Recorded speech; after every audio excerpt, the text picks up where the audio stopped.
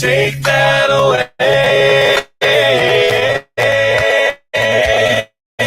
And I'm proud to be an American, where at least I know I'm free. And I won't forget the men who died, who gave that right to me. And I gladly stand up next to you and defend her still today. 'Cause there ain't no doubt I love this land. God bless the USA. God bless the USA.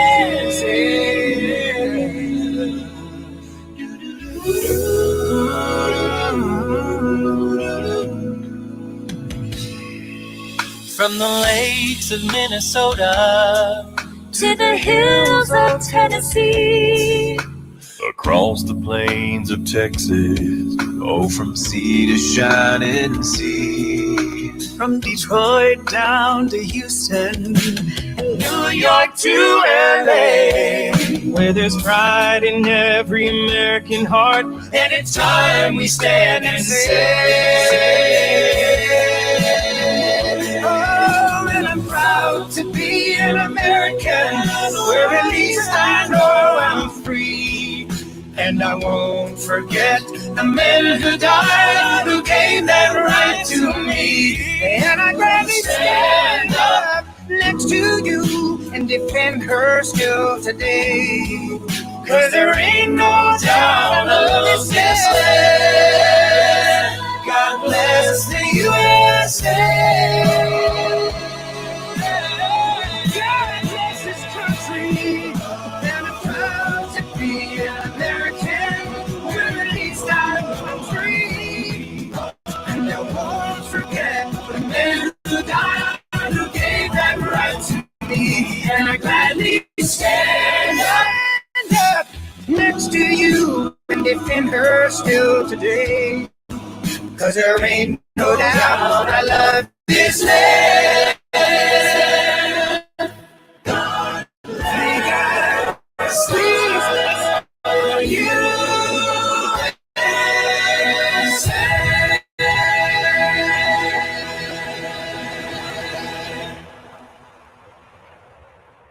Good morning and welcome to Connecting the Dots with Dan Happel. Thumper, we've got a special couple of guests on today. We have, I call her a great friend, Christie Hutcherson from Women Fighting for America. Christie's been down on the border battling this stuff for the last couple of years in a big way. And I've got a special guest today in Chuck Floyd. Chuck has been involved in the architecture of the border security system. He was in charge of $60 billion worth of infrastructure in the embassy reconstructions under the Bush administration.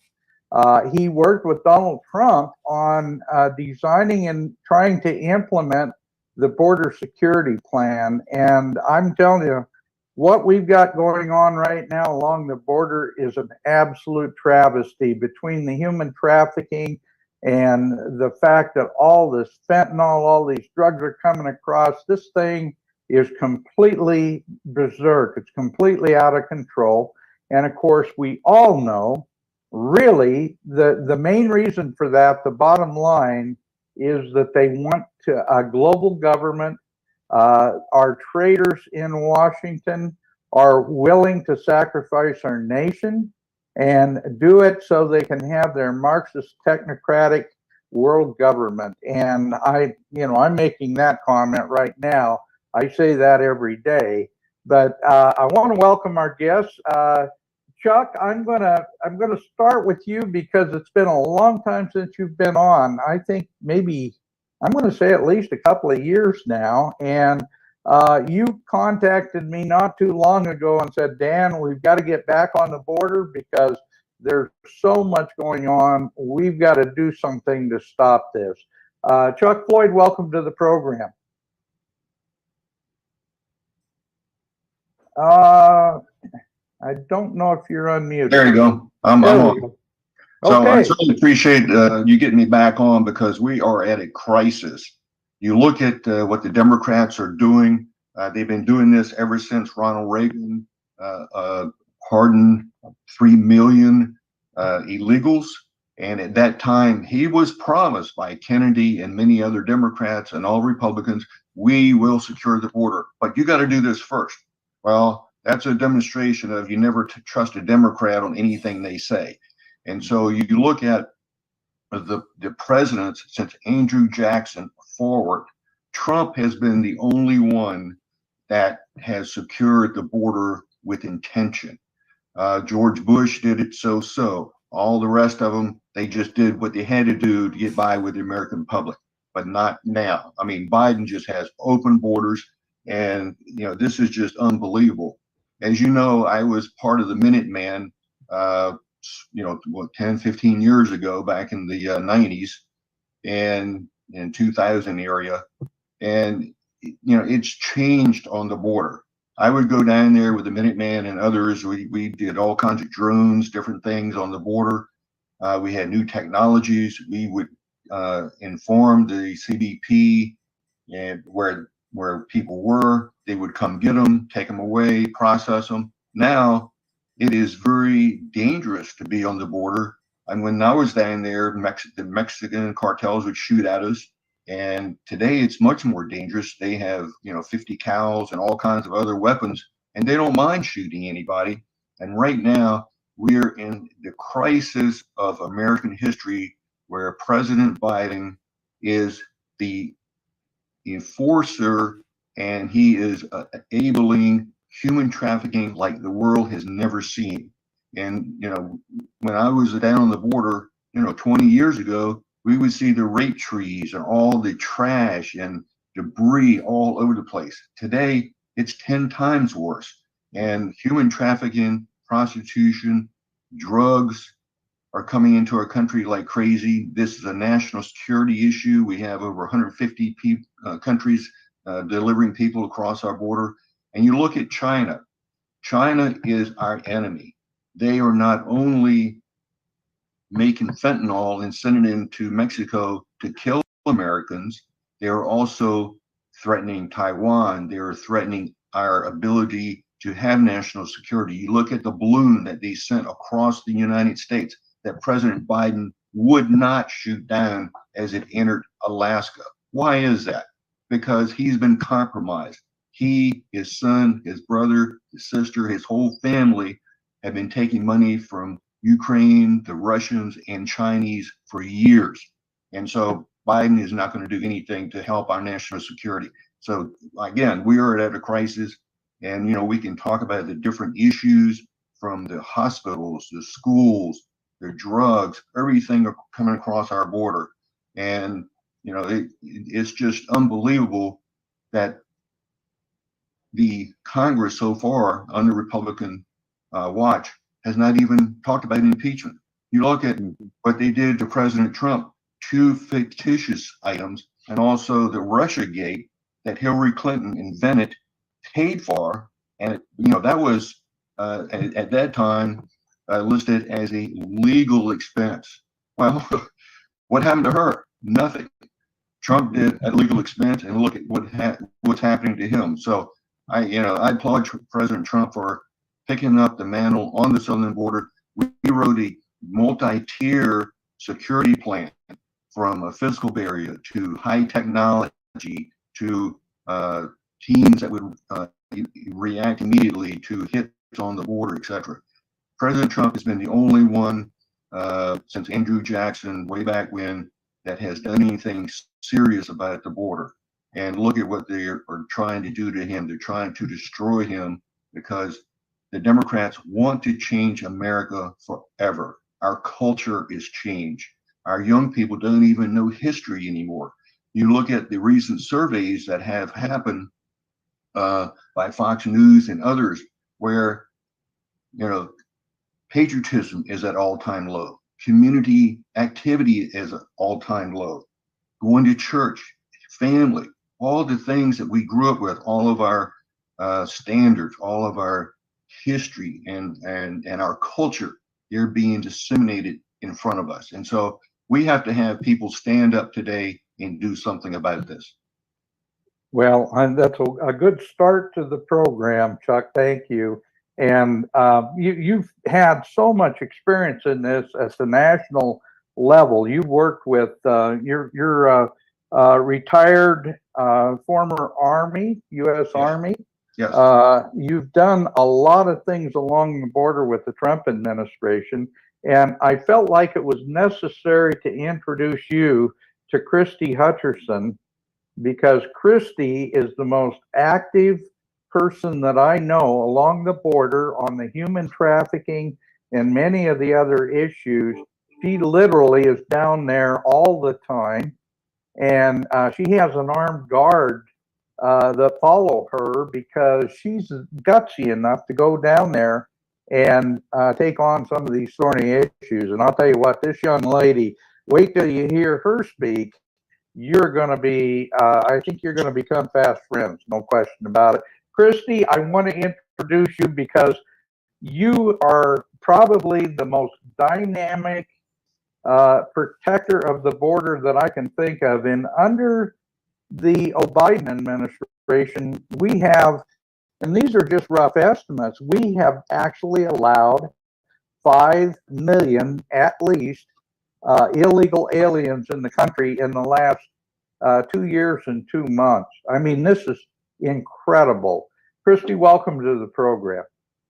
Hi, Dan. Hi, Chuck. It's nice to virtually meet you. Thank you for having me. Absolutely. It's a pleasure to meet you. And I'm fully supporting everything you're doing because, again, this is a human trafficking tragedy. We are promoting prostitution, all kinds of things. And Dan is right. We over 5 million that we know of, over 1 million gotaways. And so right now we have over 30 million illegals in our country that nobody wants to talk about. Well, you know, Chuck, I wish those numbers were actually accurate, but in reality, they're not. You know, I've traveled. I've spent over 2.5 years specifically traveling not only the southern border, but you know, people forget the last 2 years we've had a northern border that's been wide open, and we're just now seeing some of that focus on the northern border. But as Dan knows, because he's had me on his show for a very long time, I've been sounding the alarm about the northern border for 2+ years now as well. But we also have a West Coast and an East Coast border. And when you look at all of the systems that are in place, whether it's the private camera systems on the ranches, I mean, there's a lot of data and a lot of information that is not input into the federal government's numbers, so to speak. And so when you look at really what the numbers in reality are, when we've calculated them, we're somewhere upwards between the 10 to 12 million mark is where we're really in reality thinking. And this is a problem. Not only is this administration actively engaged in atrocities like human trafficking, weapons trafficking, drugs trafficking, terrorist trafficking, murder and rape is coming into our country, which all, by the way, should be treasonous acts. And I would like to know where the backbone of the Republican Party is right now to put him up for treasonous charges, him and his whole administration, including Mayorkas, by the way. But one of the things that has really been keeping me up at night, I've been doing a very deep dive in the last 12 months in enemies at the gate. Why is this? And I was so excited when I found out your background, Chuck, because I was like, you and I and Dan are going to have this incredible conversation. Because we have to talk about, you know, those things are threats, and they're very, very serious national security threats. And I'm going to tell you the most important national security we have right now, having both the northern and southern border open. We've got China, we have Russia, we have Iran actively working with the transnational criminal organizations, AKA the different cartels, inside Central and South America. And this right here should be the #1 concern and the shift and the mind shift of every single, not only American, but our Congress and our Senate should be shifting their focus on exactly what we're going to talk about today that we've uncovered. Well, I agree with you 100%. I mean, even during the Bush administration, we saw that activity in Central and South America, and it's gotten much worse. And again, you're absolutely right. Again, China is our enemy. They are, you know, actually sending in people into Central and South America, helping the cartels.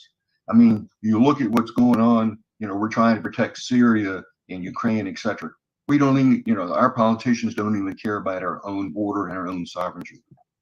They're going to care when, unfortunately, because of the sophisticated tunnel systems, one that my team uncovered 2 weeks before Christmas, you're not hearing this being talked about anywhere.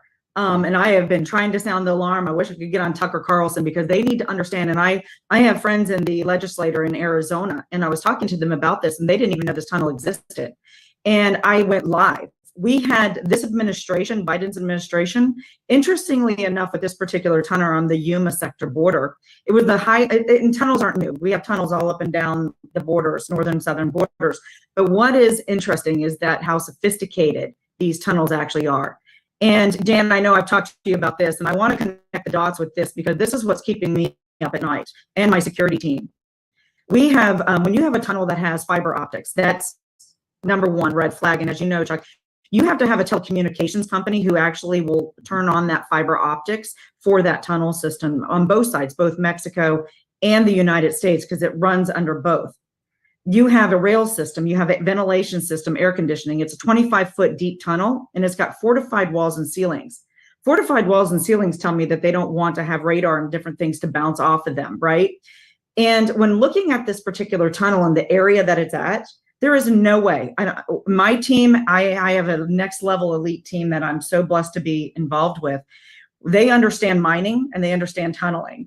And there is no way that this tunnel was not erected there without our own federal government and agencies knowing. And I believe that's the reason why the Biden administration had sent special division within Homeland Security, 2 scientists and a 3-letter agency who are all over this tunnel, securing it and sealing it off. Wow. Wow. That was down in the Yuma area where you discovered that, correct? That is correct. And we actually discovered another one 3 hours southern, going back towards Texas, and another heavily laden drug cartel. The Sinaloa have this particular region and sector in this different area of Arizona. So we discovered there was another tunnel system that was very hush-hush, and they were exploring that as well. Exploring it. And I say that loosely because I believe that these tunnel systems could be 100% utilized. We already know that there's terrorists coming over. They're allowing Russian military. The last time I was down at the border, me and my team took photographs, and I've showed them. I'll send them to you, Dan, if you want to put them up on your show, or you can go to our website, where we've got militias fully engaged with full-on militia garb, AKs, autos, with the cartel on our own soil. And I believe that these Russian military and these Chinese nationals, when you look at them and you know, because we hone in on what they actually look like, what their skin, if they have tattoos, there's different things that we look for if they're, you know, an accountant. And I can promise you none of these guys are accountants. Well, Christie, that's why I wanted you on with Chuck, because Chuck has worked with very, very sophisticated detection systems. That was his expertise. And when he put together a program for the Trump administration, he put it together with the knowledge that there was a lot of stuff going under the fence, underground as well. And he put detection systems into the Trump plan that are now completely scrapped under old Biden. So, Chuck, maybe you might want to kind of describe some of the things that you worked on with that system. Sure. In the military, I was part of what we call MFO, the Multinational Peacekeeping Force in the Sinai Desert. And so we had to completely control the Sinai Desert. I had many trips into Israel, looked at their fence, the touch fence, what they did underground, above ground. And so we had a lot of those systems employed along the southern border. And again, DHS fought a lot of this, and you know, because they didn't want to do a lot of the sophisticated measures that we wanted to do.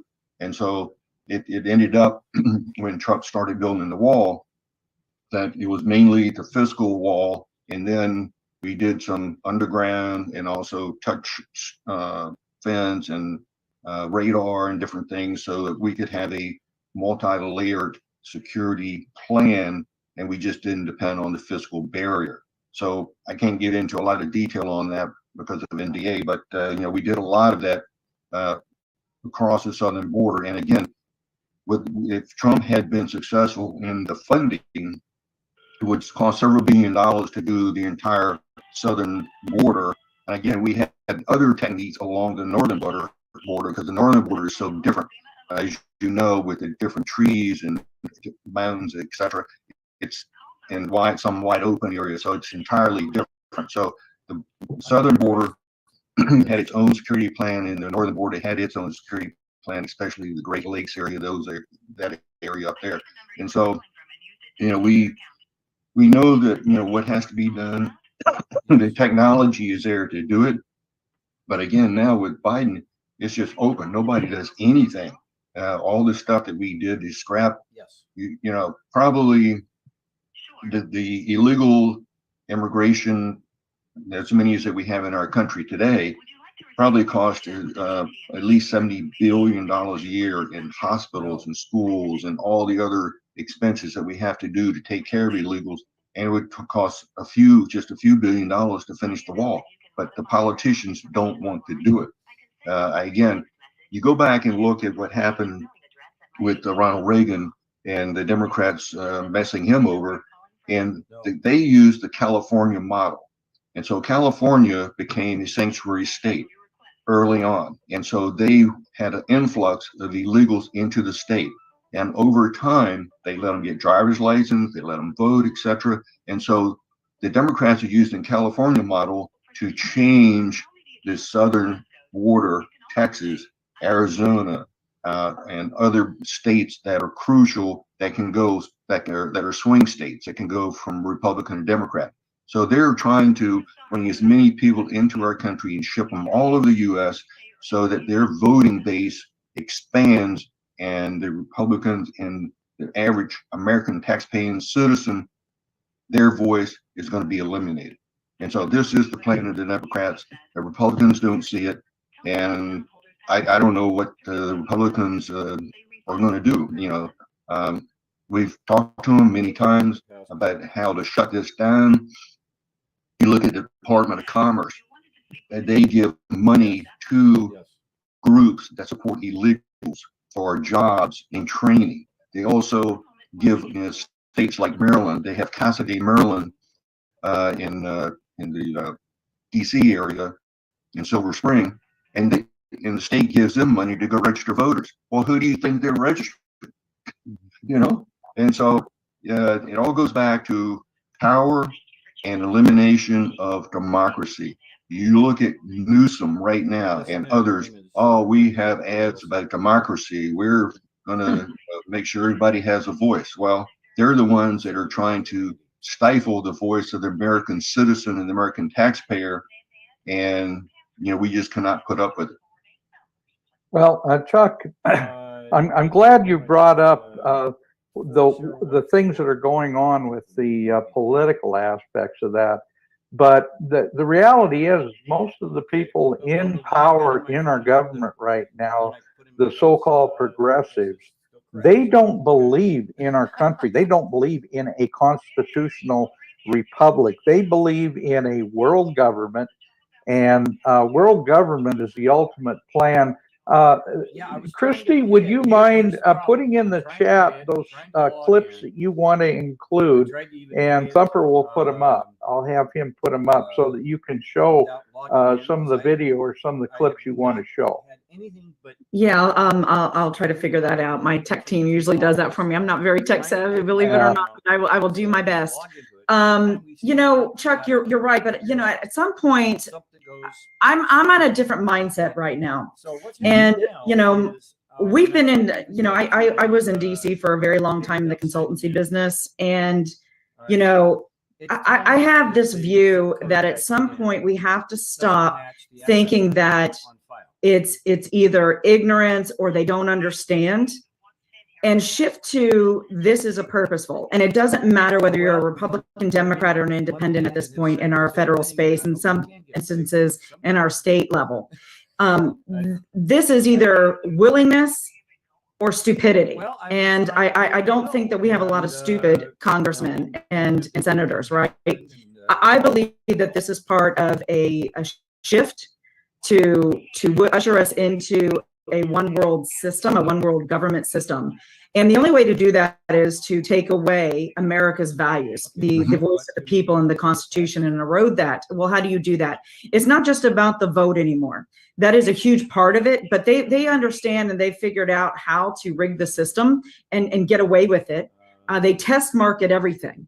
I mean, you're right. California, whether it's California or under Obama, what it was bringing in for Minneapolis, Minnesota, with Elon Omar and that, they benchmark everything. They tell us what they're going to do. They sample, they test sample. But this is more than just about the vote. When you have billions and billions of dollars, and as you know, being, and I call it the great money laundering scheme of our time from our federal government. They're money laundering Ukraine money. They're money laundering all of this money. And I want to know and follow the money, because I can tell you right now, I know for a fact, because we have individuals and players on the ground in Ukraine who have tried to get them or purchase equipment that they say the government's supposed to be purchasing for them, and nobody's buying anything. So where is that money going? And why isn't it being earmarked for what they're telling you? Let's get an audit trail on all of this money, right? And I promise you, follow the money and you'll find serious corruption and money laundering. The other thing is that when you look at Central South America, whether in the whole scope, and I'm going to name countries, you've got Peru, you've got Brazil, you've got Venezuela, you've got Mexico, and a couple, Bolivia, you got some other countries here, right? You've got China, Russia, and Iran. I went back, Chuck, and I looked at a policy. So in October of this year, Biden, instead of doing what? Opening up our reserves, they're trying to cripple us in every way they possibly can. Energy efficiency is one of those major things. We have to be reliant on Saudi and OPEC and other things. And so he went to Venezuela. Venezuela, of course, as we know, is a dictatorship country. Who funds most of Venezuela's money? Iran and China, right? Yes. So why would in June and July of last summer, a Iranian airline, Air Sparkashim, which is a U.S. sanctioned airline, take off from Tehran with one of the board members flying that jet, who happens to also be one of the high ups in Iran's Revolutionary Guard, take off, go to Cuba, then go to Mexico City, then go to Venezuela, and then land in Buenos Aires. Okay. On that plane was supposed to be auto parts. It wasn't. It was highly sophisticated cyber intelligence equipment. The individuals they picked up in Venezuela were 14 highly sophisticated operatives who understand cyber intelligence in communities. While they were in Mexico City, they met with some of the leaders of these transnational criminal organizations. We know that they have training camps. Been there, seen it. They're actively building up a army force. China has been doing drills with the People Liberation Army, sending military police to the UN under the disguise of training, and they're also sending warships under the region. All of these things are participating in the elite training programs, such as Brazil's warfare schools, Lanciero's course in Colombia, hosting the region military and police officers in China, and making countless institutional visits, all under our noses. Why is all of these things happening? Well, I can tell you why. Because they're building up a force against us, along with the terrorists and the open border policy to allow all of these individuals to come in here.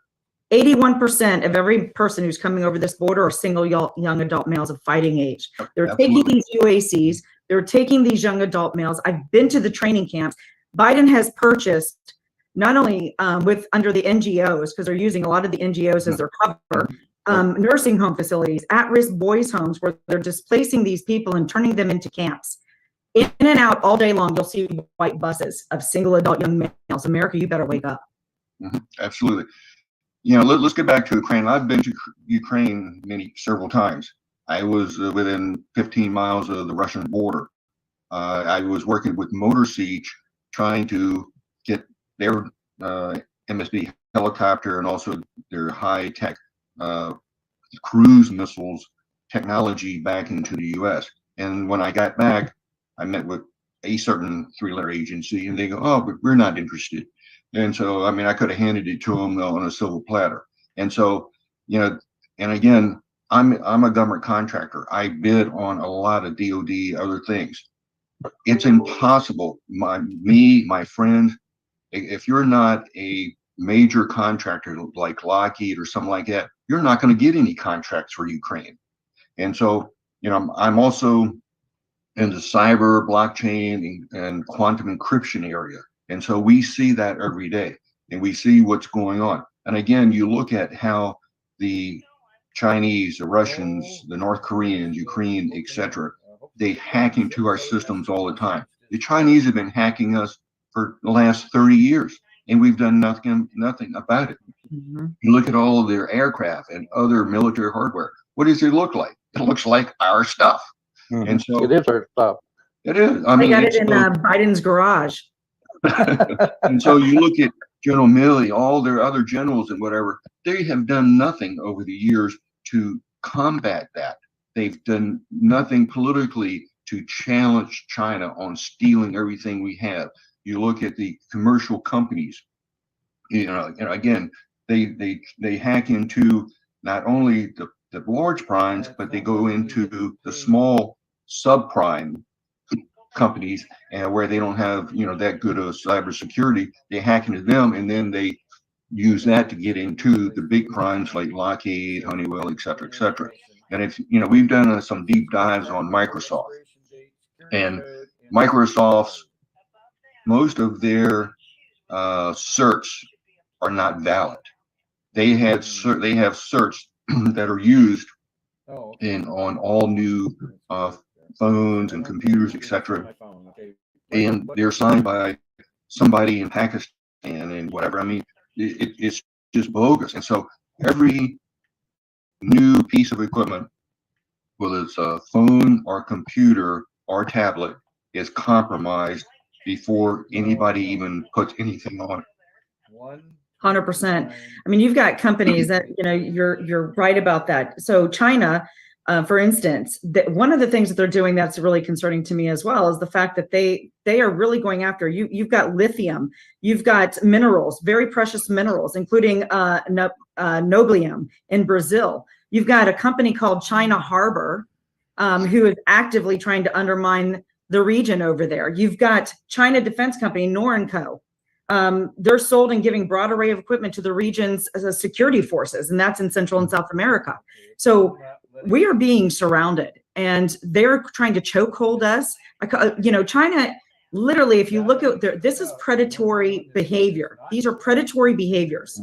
And when I look at our Congress and the Senate right now, Kevin McCarthy and all of them, they have enough evidence. Biden is compromised. Yes. Biden's family is compromised. This is very, very clear.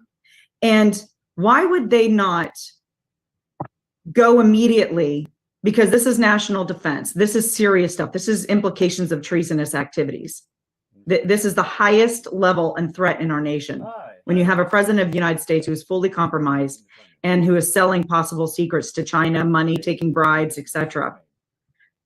What does China have on our own? That's what I think about. Why aren't they acting?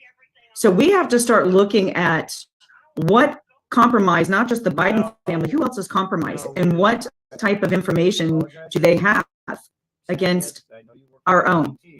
And we've got to start looking into this very seriously. And unfortunately, I'm not sure what the answer is, because unless we have military or somebody, sheriffs and a plethora of law enforcement officers who are willing to actually take up the Constitution and do their duties, I don't know where we're going to be in another year from now. Yeah, you're absolutely right. You look at the congressman from California and Fang. You look at all the people that are compromised throughout our Congress. It is just unbelievable. When we go back to Iraq and Afghanistan, Iraq had oil. We did nothing to get the oil and help pay for what we did. Then when we're in Afghanistan, we did studies in the mountains of northern Afghanistan and identified every mineral, every rare earth mineral that they had, and we did nothing. Who has that today? The Chinese. Absolutely. And so we go in and we do all these stupid things trying to, conquer the world and whatever, and we have no plan. I was at the State Department when we went in to Iraq. Afghanistan and the DOD and State Department did not get along. And so DOD dictated everything, and they were absolutely wrong in what many of the things that they did. So, you know, I agree with you 100% on, you know, what we've been doing. And, you know, China goes to Africa, they get all the rare earth minerals and cobalt and everything else. And we do nothing. We just sit around and let them do it. And so I agree. We have multiple people behind, besides Biden, who are compromised by China, Russia, and many different countries around the world. And we need to clean house. I'm going to this is step in at important this for me. point. That's the reason why I think they hate Trump so much. Absolutely, because they cannot predict what President Trump will do, and he doesn't care. He has enough money. He doesn't have to take money from anybody like that. And so they are worried about Trump. That's why you saw him meet with, you know, North Korea, and he got along with the Chinese. They didn't do anything, especially Russia, because they were afraid of him. They didn't know what he would do, and they know exactly what Biden's going to do because he's so compromised.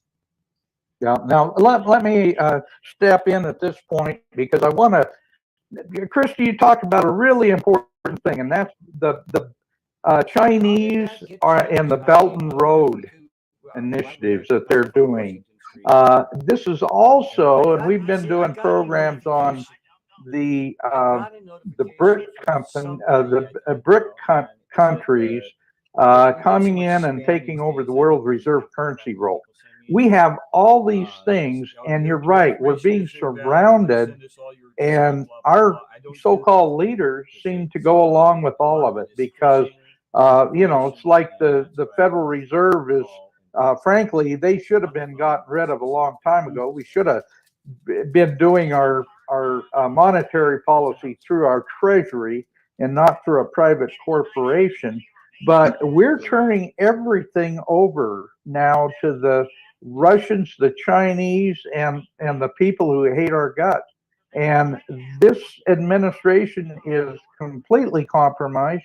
And I have to say that I think the lion's share of all of congressional members are either being blackmailed or in some other way they're compromised, because they should have reacted on all this stuff a long time ago. You're right. You talk about impeachment material. It's there. They need to deal with it. No, go ahead, please, Christie. Yeah, you know, when you look at it from a strategic perspective, you know, you have to look at it, you know, not only just common sense, right? But then you look at it from a strategic perspective, and you look at what they've done over the course of decades. This isn't just compiling over the last 2 to 4 years. You have to look at actions over a long-term period of time of what they have and have not done, what evidence, what the bad players have been doing, and that our own have been allowing, the congressional members have been allowing to do. And, you know, you have to at some point just understand that this is purposeful. And you're right, blackmail or whatever they have on these individuals, we need to flush this stuff out. America right now, I cannot think of a more dangerous time in history than we have right now. You know, we had World War I, World War II, we've had Civil War. I mean, there's been a lot of wars in history, but for the United States itself, specifically, on our own personal soil here, the threat to our republic has never been more great. And I'm afraid because the American people, we are complacent. We are a little spoiled. We haven't had tanks roll our streets like they have over in Europe. And I do travel, and I believe people are starting to wake up. But unfortunately, we are still playing from behind. You know, and this started, this is just an extension, by the way, of the Obama administration. Obama said it. They always tell, and I know, Chuck, you know this. Obama said, my scenario would be to be in my basement with an earpiece and control everything from the basement. And that's exactly what's going on. Yes, you know, absolutely. Back in the Obama administration, and Chuck, you probably understand about this. You know, the DEA, our own DEA, uncovered a massive plot with Hezbollah. And it had to do with both the Obama administration. They purposely undermined and blocked the Drug Enforcement Agency to secure, because they wanted to secure this nuclear deal. And it was targeting arms trafficking, cocaine trafficking in Latin America with who? Hezbollah. Why did the Obama administration block that? Now there's a bigger stronghold. We don't even talk about Hezbollah. I could go into, that's a whole nother probably program about who we have at our southern borders. And by the way, they've now infiltrated Canada, and they're actively engaged in Canada as well under Trudeau. And so we have a major concern and problem. And I'm afraid that if, Chuck, you mentioned Milley's name earlier. Milley said it himself. If we're going to invade China, I'm going to pick up the phone and call Xi Jinping, right. and we will let you know. That alone, right there, if we had anybody in Congress who had a backbone, they should have immediately removed Milley from and stripped him and gotten him out of the military. That is immediate discharge, by the way. What is going on in our country? You look at the recent news on what the Biden administration is doing with Russia on the Iran deal. I mean, they are pushing it like crazy right now, and they're letting Russia negotiate it, and we don't even know what they're talking about. I mean, it's crazy. We talk about the budget, the debt ceiling. I was concerned about the debt being at 8 trillion, 15 trillion, 20 trillion. Now we're up over $30 trillion.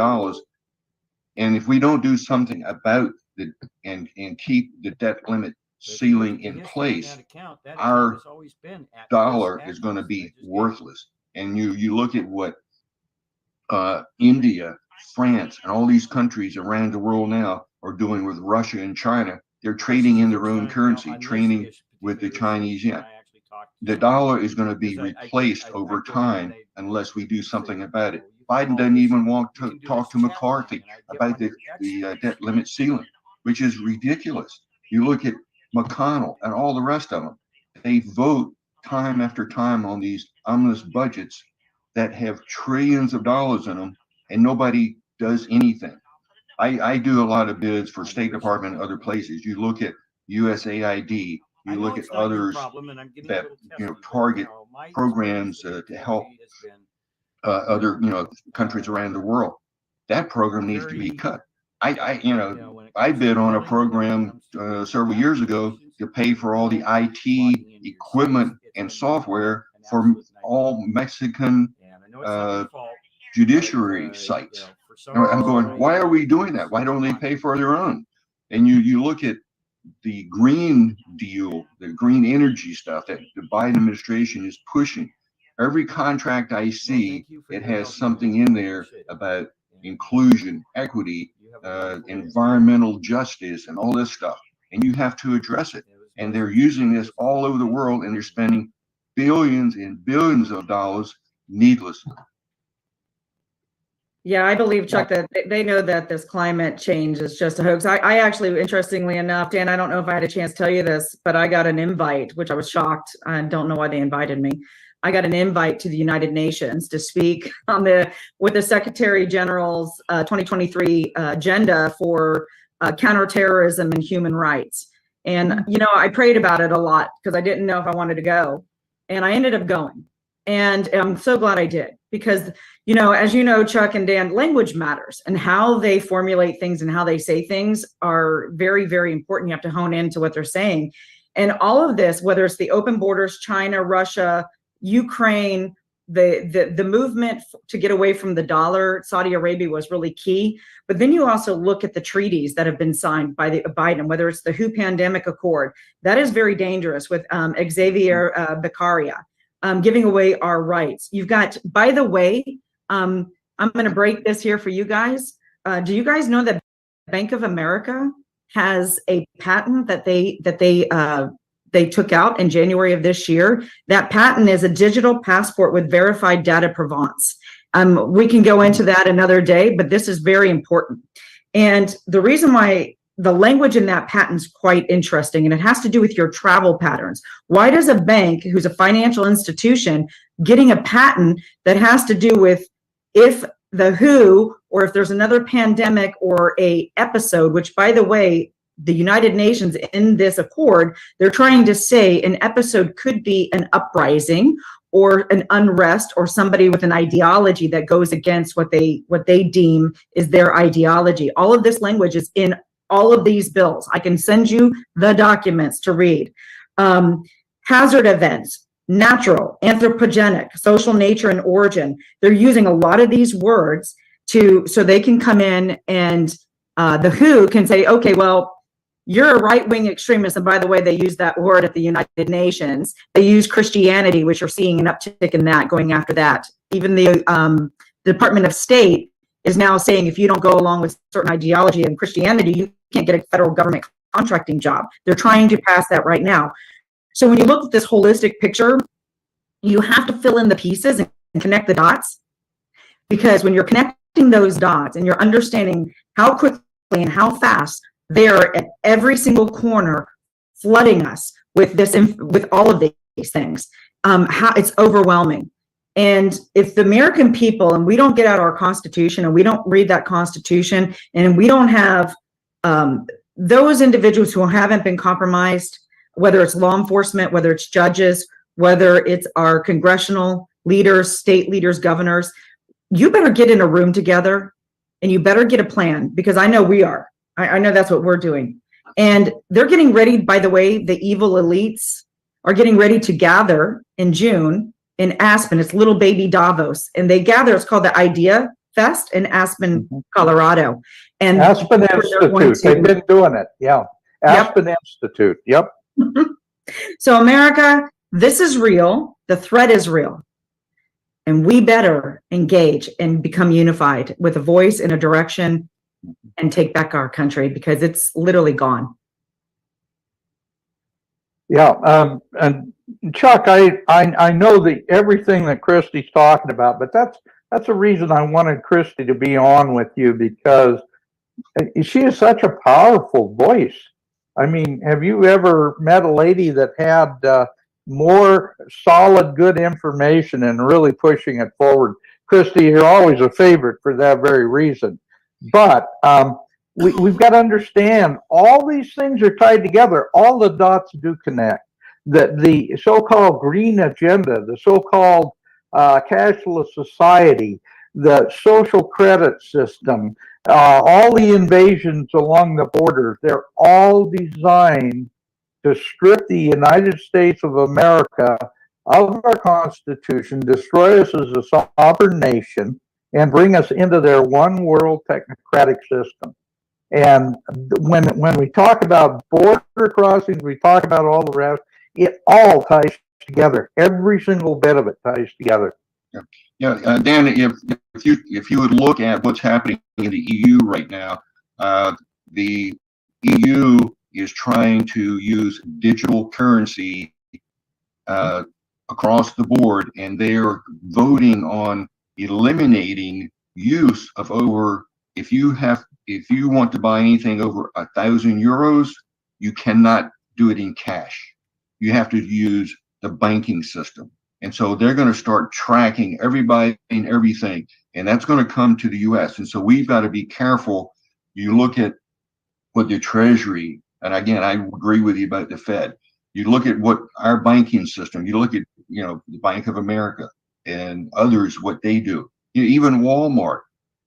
If you have a Walmart in Mexico, you can put money into a Walmart account in the U.S. and your family in Mexico can buy as much as they want. And so, we have to be very careful of what the banking system is going to be doing in the future.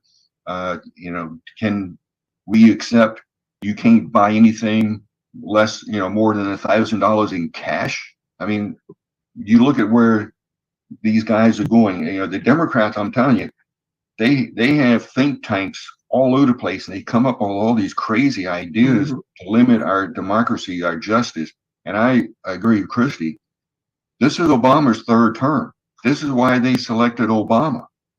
Why Obama selected Biden to be the next nominee and now president, because they control him. He has no idea what he's doing, where he is any part of the day. He can't hardly speak. He can't hardly walk. He can't climb steps.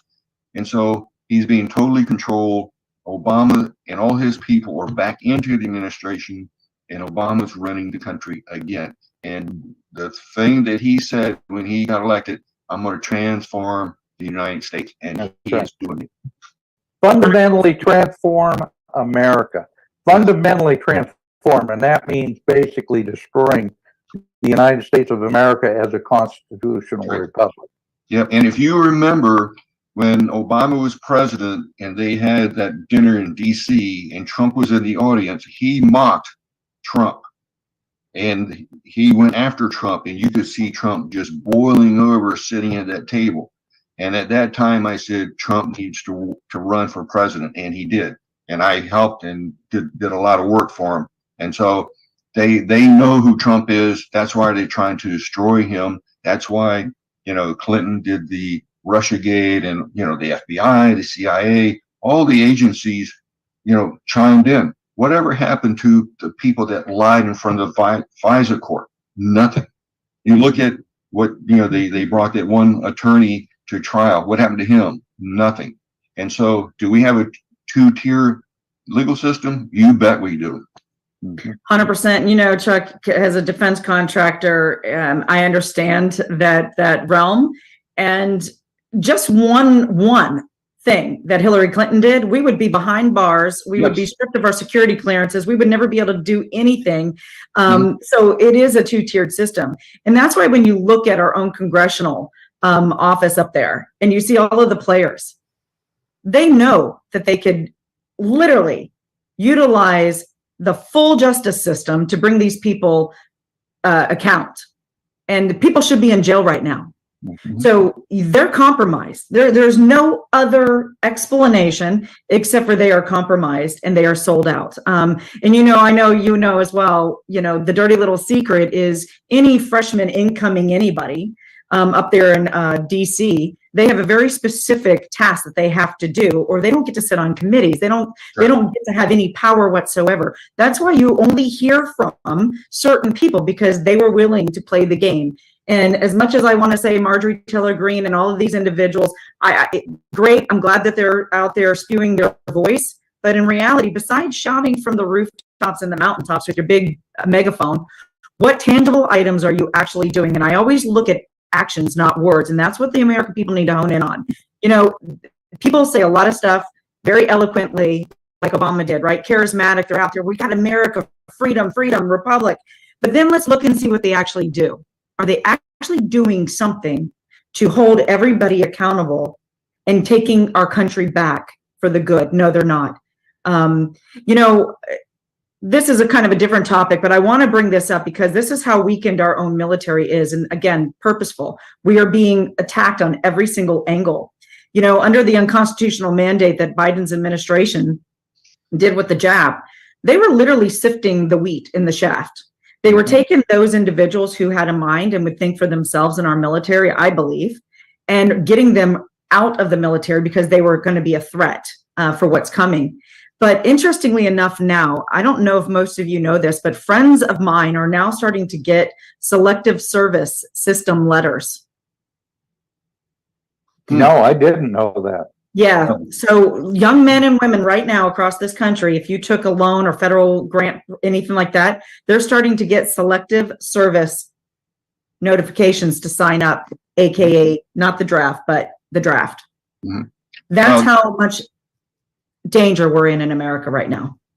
You know, when DOD has changed so much since I was in the military that it's just, I don't even recognize it anymore. You look at all of the renaming of the bases, Fort Bragg, you know, all these places, and, you know, why are they doing that? You know, they want to change the culture. They want to change things so you don't remember the way it used to be. They are trying to just change the military so you're not a fighting force. You got to be inclusive. You got to be this and that, whatever. Well, when you meet the Russians and the Chinese on the battlefield, that's not going to make any difference. When I was in the military, I used to take all kinds of shots because I was in, you know, over 50 countries. And, you know, you just lined up and took them. And you know, I applaud the people that did not take the COVID shots because, again, it's all experimental. You don't know what it is. And you got people getting long COVID, all kinds of diseases and other things. You just don't know the ramifications. I got, you know, Moderna shots. I'm not getting any more shots in military. I haven't gotten flu shot in 30 years. And so, you know, and I stay healthy. I take vitamins and whatever. I run 4 miles 3 times a week and weights and this and that. So it's all about personal choice. But the military, you know, again, you look at Newsom, where he even forced everybody to take shots, you know, because of Delta. I mean, it's just crazy. the power that these people think they have against, and everyday Americans just going to follow blindly. And so this is, again, I go back and look at what China did. Again, we all know it came out of Wuhan, and we all know that Fauci and NIH, they all funded this stuff behind the scenes. We all know that. And again, I remember that there was a statement by Fauci before Trump was inaugurated, or right after he was inaugurated, saying, you're going to have a pandemic while you're president. How did he know that? You know? And so I go back and look, was this intentionally released so China could see the reaction of the world and, you know, see what the different countries would do? And again, nobody has blamed China. I told Trump early on, when we only had 250,000 deaths from COVID, because one of my brothers died from COVID in May of 2020. And so I told Trump at that time, you need to attach every cent that the Chinese have poured into the U.S., especially buying, treasury bills, stuff like that, and put it in, if you need to fence it. And then you need to pay Americans for every death and every incident that they've had from COVID, because China is responsible. Nobody ever took responsibility. Nobody ever officially blamed China. Now the FBI and Department of Energy have come out and said, oh yeah, we think it was the Wuhan lab. Well, we know it was. And so we've had these politicians and the scientists lie to us for years. And will they do it again? You bet you. And again, the Chinese looked at what we did, what other nations around the world did or did not do, and now they know exactly what they can get away with. Just like putting that balloon over Alaska, Canada, and the U.S., and nobody did anything. Well, I think that if you look at the number 2 financier of the United Nations and the WHO and all of that, number 1 is the United States of America. Number 2 is Bill Gates. Bill Gates, absolutely. You look at Bill Gates, and you look at and you go back and you look at any kind of interviews this man has done. It's on the World Economic Forum's website. Like all of this stuff, you guys can do your own due diligence and look this stuff up. They do have a depopulation plan. I believe that this was a purposeful release. I believe the evidence is there. There is another one we're already getting intel. A year ago, last January, I was meeting with some individuals from China, the good ones. And there was already a city outside of Beijing that was already locked down. Well, they were coming out of there that it was actually, they're starting to experiment on 2 things, H1N1, which is a combination of bird flu and swine flu, which by the way has a 50% mortality rate, and also the Marburg virus, the resurrection of that. So we're getting intel that they're getting ready to release a secondary pandemic, and it will be purposeful, people. They're already starting to put out, I think the CDC had a statement just last week that they're seeing bird flu and people dying. Those are signals and signs they're getting ready to uptick this again, because they want to have another lockdown panic, because fear is what fuels their fire, right? They can get more power from fear. So my action request to everybody watching this, you need to settle in and you need to stop panicking. You need to stop being fearful. You need to get yourself Z-Stack or whatever. There's a lot of zinc, all of these, vitamin C, D, you need to really power up on some stuff and get your immune system ready for all of this. But you need to make sure you do not comply ever again, because complacency and complying is your death, and it's death to America. Christie, that's an interesting part of this is the fact that governors and our federal government, look at who they vaccinated and insisted that they had to be vaccinated. It was military, emergency workers, police, medical personnel. I mean, all the people who are going to be important if we do have another one of these pandemics. And we know for a fact that the mRNA vaccines are detrimental to your health. They're not good for your health. They're detrimental to your health. And what we're seeing now is that die-off you're talking about. And I'm sorry, this is just a fact, people. They have said for decades. I've got their documents that the world's population has to be reduced to fewer than 1 billion people. It's part of their biodiversity language in the biodiversity treaties that we've signed into. I mean, this stuff, you can't make it up, but it's true. It's absolutely true. And the depopulation that you're talking about are right dead center on this whole program.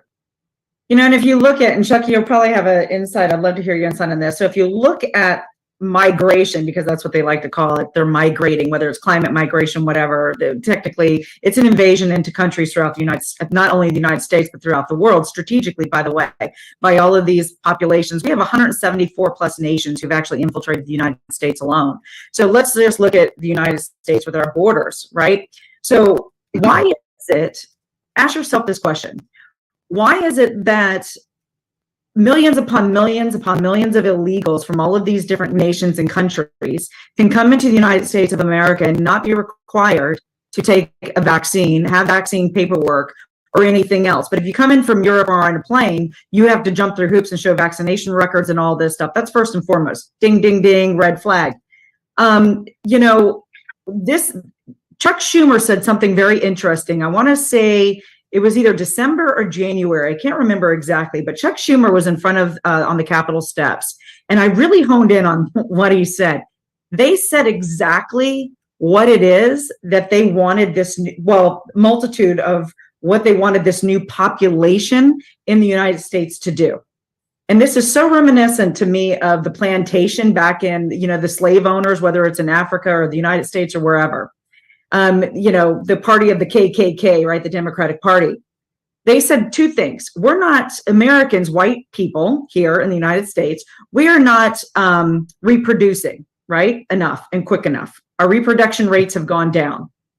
The other thing is, so we need population here in the United States. So that counters one of their narratives. Well, then he said why they need that, the open borders to have all of these brown and different people, is because we needed to have them for agricultural work, housekeeping, those jobs that are unsavory to the American people. I don't know about you, but that's exactly what the elites want. They want a population that will be their subservients and also act as their protectors and military for the young men that are coming in. Chuck Schumer said it himself. You can go back and find, like I said, December, January is when he said this. I thought that was very interesting. Yeah, you know, I've traveled over 50 countries around the world, and you know, especially you know Europe, and I've been in Asia, all over the place. So, and Germany is not like it was when I was there as a second lieutenant in the 70s. I mean, it isn't. And you look at Sweden, you look at all the European countries.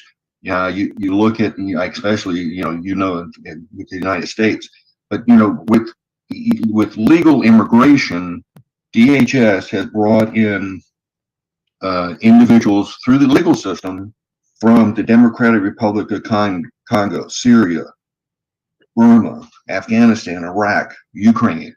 I mean, you look at who they're transporting back in and transplanting to the U.S. You look at Omar, you look at Minneapolis. I mean, you look at all of these enclaves that they get and send these people to.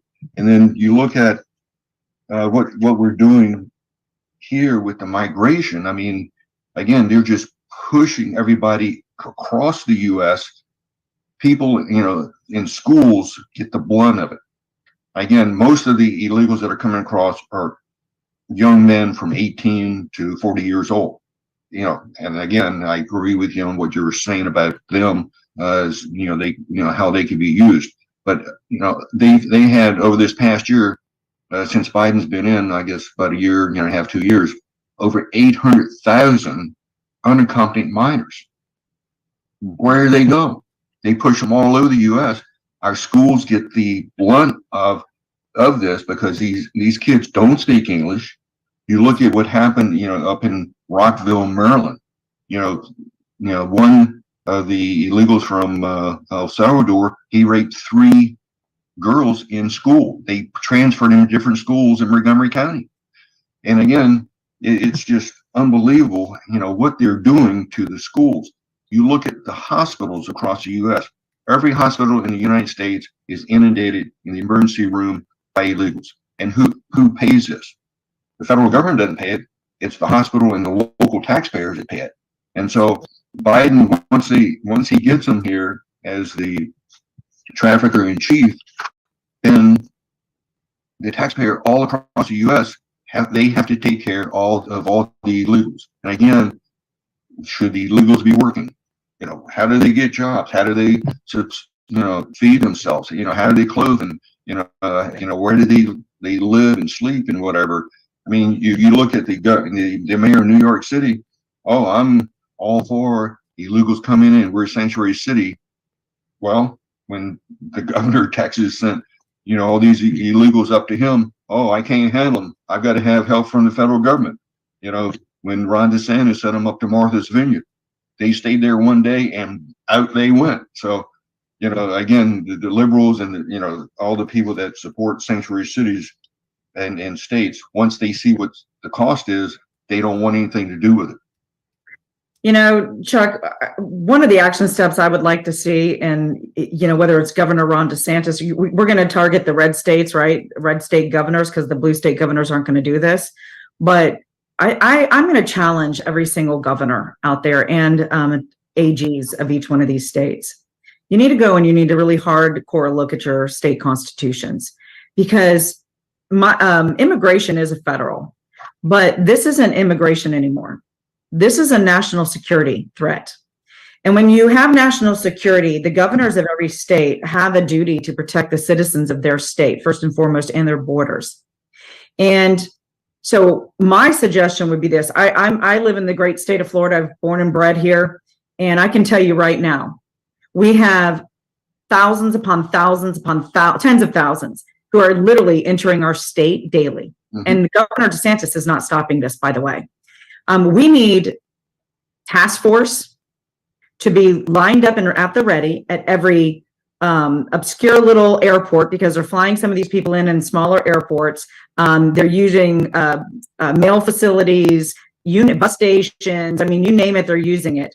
And they need to be met with a task force. And that task force needs to, as soon as they get off whatever they're being transported here on, they need to be put right back on a bus, and they need to be shipped back to the border or to their country and ejected from our state. And I believe that we have the right to do that under national and domestic security. And we can prove this because we've got terrorists and rapists. And just like you said, illegals are killing legal American citizens. Terrorist drug trafficking, which is the purposeful poisoning of China to our own. So I would like to challenge every single governor right now to do something to secure your borders, because we need to get these individuals out of our states. And I'm an immigrant, by the way. My family fled Stalin. I'm a Russian Jew on my mother's side. My papa and my great-grandfather were written in Ellis Island. We're a nation of immigrants. But we have to come here legally. We have to come here right, because we need to understand who is coming into our country. Where are they from? What skill sets do they have? We can't be the nation, especially with our debt that we have. We are literally going to collapse. And I think that that's one of the reasons why the Biden administration are doing what they're doing, and the Democratic Party and some of those actively engaged with the Republican Party assisting them to do this, is to just collapse our financial system. I mean, we're just being hit on every front. And that's the only reasoning that I can come up with. So I would like to see the governors really do something and really tangibly act, not do band-aids, not do political grandstanding like Abbott and DeSantis did. Chuck, what DeSantis did was with Martha's Vineyard just kind of showed the hypocrisy of the left, but it was political grandstanding. That's not real solutions. Well, I agree with you on several issues. Let me talk about these. First off, the average American citizen, the average taxpayer, the reason why they're not having more kids is because of taxes, because of the economy, inflation. And so each family, they maybe have 2 kids, but got to have 3 kids or whatever to increase the population. But, I had an article recently in the Washington Times where I suggested that the Texas AG indict Biden and Marcus on treason for what they're doing on the border. Also, I'd like to challenge the new governor of Arkansas to go after the Clinton Foundation. And if they can go after Trump and his foundation, let's go after the Clinton Foundation. I would be surprised at the number of things that we will see there. The number of dollars being, well, I can't. Haiti was one of their money laundering havens. Yep, absolutely, absolutely. 100%. So you look at the fraud and everything else there. Why doesn't anybody go after the Democrats the way they're going after Trump? I mean, it's again two-tiered, and I don't think the Republicans think this way. You know, the Democrats, they don't care. It's a fight, live or die. With the Republicans, they go, oh well, we do it, we don't. I mean, they've got to get a backbone and start fighting. And we again, when I used to help our good senator from Alaska before he died in the plane crash, the Democrats and Republicans worked together. They worked because they worked for America. They worked for the United States. They were a team. Now it isn't. It seems like the Democrat Party is only against the U.S. They're doing everything they can to destroy the U.S. internally. And this is what China, Russia, and all the other countries around the world see. That's why the Saudi Arabia, they don't trust us anymore. That's why they're trying to get a deal with Iran to have peace. Again, the United States power under, again, I've known Biden for a long time. I know where his office was in the Senate building. I used to see him a lot when I was down on the Hill. And he has always been wrong on every issue on foreign affairs. Everything. I mean, nothing he ever did was correct. Well, he's actually dumb as rocks. Yeah, That's why they're using him. I mean, you know, you see how he cheated in college and everything else, and the number of lies and gaffes that he does. I mean, should he be president of the United States? No. Again, you look who's behind his VP. I mean, she's pathetic too. But anyhow, I'm not going to get on her. Well, I mean, you look at, Dianne Feinstein. You look at Swalwell. They literally had Chinese operatives in their. Absolutely. How many others? They blatantly. We are seeing the corruption. We are seeing the treasonous acts, and the problem is that nobody's doing anything. And I'm going to tell you, the American people need to hold our congressmen and our senators accountable. And I look at January 6th. I happened to be there that day. I spoke on January 5th twice. They've got articles written up about me, and I was talking about, and I did call, by the way, for a revolution in my speech, but the revolution was based on our foundation, our founding documents, right? What our duties are as an American citizen, what the founding fathers actually put into the Constitution. When you have a government who's gone basically rogue, they are no longer serving natural law, nor are they serving the Constitution. They're corrupt. We are living this right now, and we can do it peacefully. We have the law on our hands, but nobody understands what our rights are and what our duties are. And people are afraid. And January 6th, when they saw how many people gathered for President Trump, because they knew that, I don't care whether you believe this or not, we have all the proof in the world, the elections were 100% hijacked. Foreign interference. You had our own FBI working against us, the dossier could go on and on. And so they didn't want the American people. I don't think January 6th wasn't about Trump. It was about the American people and scaring them so much that if you do this, we're going to put you and throw away the key like we did a couple of these J6ers without due process.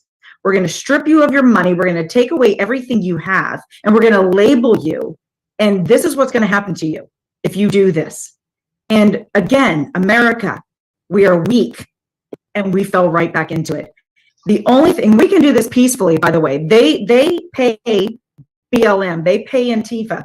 Nashville, Tennessee, I look at what happened in that state capitol and even the march. Now that and again, the Republicans have no backbone. They gave in and let these two guys back into the state capitol. And so we have got to stand up and stand strong. We don't need to take violence to the street. We can do it peacefully, but you have to understand what the laws are and what to do. And then you have to be unified, and we have to be in numbers, because that's what's going to move the needle to change the outcourse the outcome of what's coming down. Yep, I agree. January 6th is a typical example, just like Russiagate, where they hid evidence. You look at the number of people that they put in prison and never charged them with anything, and they did not give their attorneys or anybody else the documentation that they needed in order to prove their case. You look at what Tucker Carlson did with what Speaker McCarthy gave him. I mean, everybody goes, wow, we didn't know that. And again, the FBI was there. They helped the rioters get into the building. It was, again, a lot of planning by the FBI in order to subvert what was going on. Chuck, I know you and I both know because we've been in those buildings. Absolutely. I've been in there thousands of times. You cannot enter the Pentagon, the White House, or the Capitol building without somebody physically letting you in from inside. Period. It can't happen. I have been in the Capitol buildings thousands of times, and you and I both know what it takes to just get in through the different doors in the buildings. You look at Biden's judicial nominees recently. I just am amazed at the questions that Senator Kennedy and others ask them, and they go, huh? We don't know. What are you talking about? They go, that's just a basic judicial question. If you want to be a judicial judge, do you know this or not? No, I don't know that.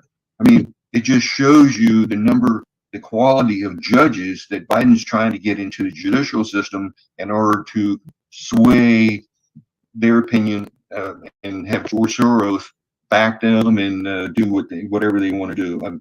You look at what the FBI did, not only to Trump, Roger Stone, all the other supporters. And so if the Republicans want to have people that are vocal, are influencers and those sort of people, the FBI is going to come after you. You look at Tbilisi, he was doing the information for Twitter. They went to his house from, the IRS. I mean, the government is weaponized. Dan and I talk about this all the time. I mean, I've been under investigation since January 5th and 6th with the FBI. My phones are being listened to. I have 24-hour security. Literally, I have to pay for 24-hour security for numerous reasons. Work I do at the border, plus our own federal government, plus whatever, I'm speaking truth. And they don't want this truth out there. And I'm a target. I'll be a target by the IRS. I'm hoping and praying that it doesn't happen. I have a covering of God Almighty on my life. There's a reason why most people, like Dan said, I probably am I am the only person who's probably traveled all 2,000 plus miles of border, uncovered all of this stuff. I've been everywhere. I don't talk about all of it. And I'm kind of under the radar. People don't know who I am. And I think that's a good thing.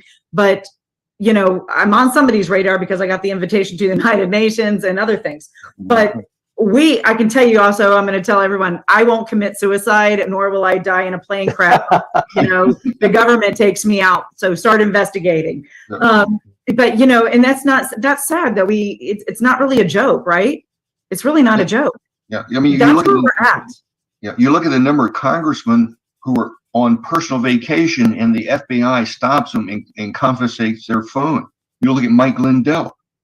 He was out traveling. They stopped him, took his phone away. He goes, I'm running my business. We don't care, And so we're being targeted the Nazi state all the time. It is. We're living in a Sovietized America.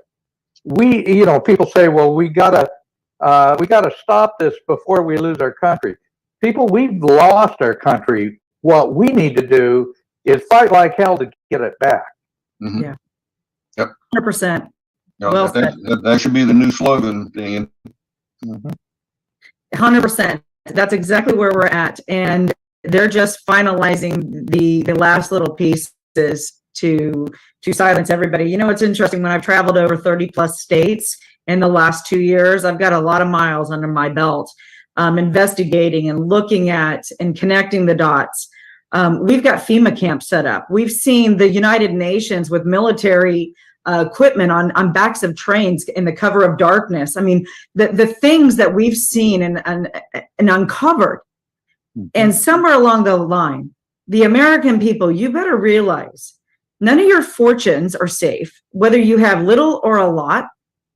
Everything you have will be under the subject of the one world order. And if you look at the new banking system that they're trying to usher in, if they don't like your ideology, they don't like your who you worship, if they don't like what you say, or they consider it a threat to them or against their ideology, they will cut off your banking like that. You won't be able to buy any products. So, Dan, I'm an action kind of girl. And I believe in giving actionable items to everybody to prepare for what is literally coming. We have enemies inside and at the gates. And we're trying to shift the mindset to those out there to geofence. I call it geofencing. That's a military term. We need to geofence our communities. We need to geofence our life. And we need to be in community with like-minded individuals. You need to understand how to be self-sufficient again in this country, whether it's your food or your water supply, how to fortify and protect that as well, because those precious resources are going to be attacked. That's the first thing. When people get hungry, they get desperate. And there's a lot of things that we can do to start preparing for what I believe is really going to be coming very soon. I think if you look at the writing on the wall and you see the steps that have happened, it's happening exponentially. It's like this, I call it a tsunami, this wave that has come off the coast of Africa, and it's building and it's building and it's quicker and quicker and quicker. And we're going to see that because a lot of their techniques have been exposed and they're vulnerable in these areas. So they're right now frantically filling in those holes, I believe. And we have a very short window to be a complete disruptor, but it's going to take everybody. What do you think about that?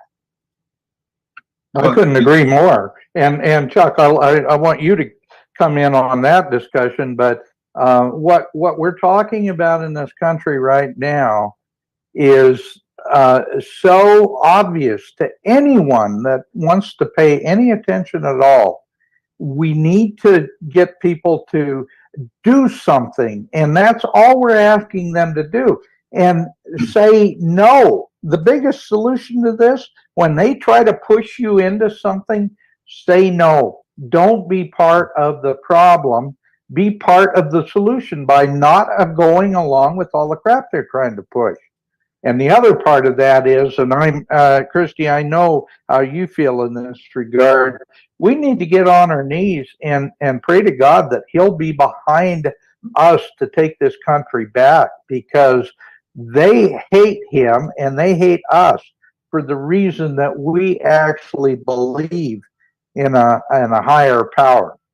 Dan, I'm glad you said something about God, because that's very important. You look at what's happening in Canada, where a priest was arrested and kept in prison because he spoke out against the government of Canada. And you look at what they did to the truckers and others up there that don't agree with Trudeau. I mean, it's just unbelievable, and it's coming here. Again, what drives our economy? We have, market-based. We have, a good economy. It's when our whole society is based on entrepreneurship, freedom to start your business, to do those sort of things. What drives our economy? It's one thing: energy. You have to have energy in order to drive your economy. Whether it's you're building your roads, you have to have a transportation system, roads, rail, air, etc. But energy drives the entire market. And so without energy, your economy is going to shrink. And so that's what Biden has been doing from the very start, where he canceled the pipeline. He cut that off. And look at the billions of dollars they're wasting on all this green energy stuff. I tell all of my friends, every Democrat who votes against energy policy should not be allowed to fill up with gas at a gas station. They should not be able to ride on a train or get on an airplane that has fossil fuels. Let them get on an airplane or a bus or a truck or a car that's run on battery or solar or wind energy. I agree wholeheartedly with you on that. It's cost more money. You look at these big eyesores of these wind turbines, right? First and foremost, just to make them move and around, it takes lubrication, right? Where do you get that lubrication from? It's from fossil fuels, oil, and things like that. They're not biodegradable. They're killing animals. How do you get the batteries for these cars? Well, you have to mine them. Human trafficking, child trafficking in Africa. They don't burn out, by the way, if they catch on fire. I mean, this is has nothing to do with global climate at all. This has to do with, again, money laundering billions and billions and billions of dollars and pocketing the elites' pockets and control. Yep, absolutely. You're in Florida, I'm in Florida, so we know that the Florida legislature has been looking at legislation about Tesla and other battery-powered cars because of hurricanes. And so and again, you can only go 300 miles or whatever it is on a battery. Your Tesla and your EV car, they're going to stop in the middle of traffic in the middle of Florida, and you're not going to be moving anywhere, and a hurricane's coming. So, I have friends who own a Tesla, yet they also own a gas-powered car because in an emergency, that Tesla is staying in the garage and they're getting out of Dodge. Absolutely. Well, the electric car thing is an interesting thing in itself, but keep in mind that Biden has drained our strategic oil reserves to the lowest level they've been in 25 years. And why would you shut down the Keystone Pipeline and then get rid of what strategic reserves that we've had to make sure that if we have a war or something else, we've got the energy to fight it? I mean, you can't make this stuff up. It's all about stripping our ability to be able to protect ourselves. And that's why the borders are so important. 100%. I mean, you could also look at the food supply system, the burning of, all of these plants, these food plants that supposedly have all of a sudden gone up. The rail systems are compromised. China owns, by the way, the infrastructure from all the way from South America all the way up through Central America and Mexico. China owns the infrastructure. In the country of Belize, for example, you can't own a grocery store unless you're Chinese. They're all Chinese owned. So they are squeezing us militarily. They're squeezing us from supply chains, the fueling, being energy independent. And all of that is to surround us. Why would you do that? This is military. And Chuck, I know because you speak probably the same language I do. From a military perspective, you have to look at strategy. How do you squeeze your enemy? How do you contain your enemy, right? Well, it's a very methodic way to do this. And if you're looking at every little part that they're doing, all of the puzzle pieces, the financial, the inflation, all of these things, we're being squeezed and squeezed and squeezed. And at some point, we're going to burst, and they're going to have the control, and it's going to be very easy to take us over and invade us if we don't wake up. Yep. I think that the Congress, the House, should start impeachment proceedings against Biden for illegal immigration.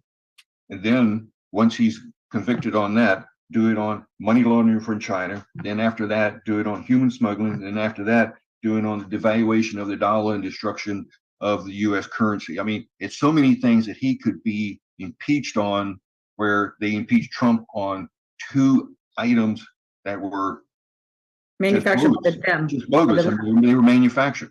And the people that were responsible for the Russiagate were never held accountable. And so they saw that they could get away with it, and they did the rest of it. And so, American people, again, if you look at the on the street interviews by Fox News and even ABC, NBC, and whatever, people have no clue about anything that goes on. You ask them a question about Congress or a history or the border or inflation, they are clueless.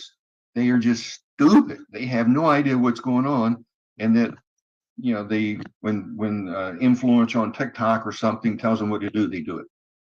Yeah, Chuck, what was interesting, I think it was 2 weeks ago, I was watching The Five, and I was really stunned at the fact that Judge Janina was the only one, and because they were talking about the border and the human trafficking and all that. And Judge Janine said, yeah, and why isn't anybody talking about the rape trees? And everybody else besides Judge Janine on the panel, they were like, what is a rape tree? How do you not know what a rape tree is? You're kidding.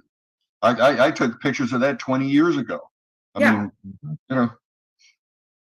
And under this administration, and we call it the Mexican highway, you're all the way up and down the Mexican highway on the border. You've got staging grounds where these rape trees are. And you know, me and my team have been there, and it's disgusting. They literally shackles on trees or ropes, and they shackle women and children down, and they violently gang rape these.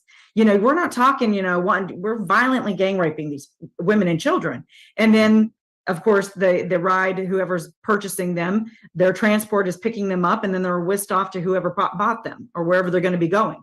And so that, to me alone, you know, that's a treasonous. I mean, this is humanitarian. On the international court, Putin just got on the international court, I believe, for the atrocities he did to the hospitals and the children. So where's the international community crying out that Biden be held accountable for these acts of violence? This is humanitarian.